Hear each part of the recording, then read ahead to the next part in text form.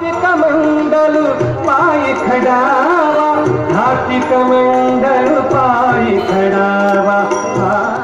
इथूनच 3-4 पायऱ्यावर आल्यानंतर समोरच भव्य पांढऱ्या गायीची प्रतिमा. पाय खडावा, हाती कमंडल पाय खडावा, हाती कमंडल.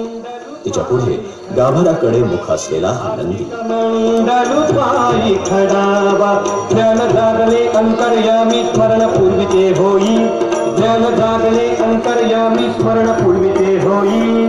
रेवणनाथाची आई, आई रेवणनाथाची आई, रेवणनाथाची आई.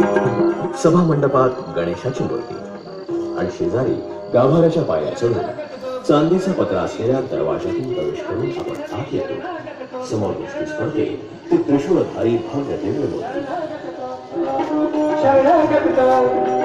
शरणागत तो गुरुचरणाशी, सुरेख लाल जास्वंदी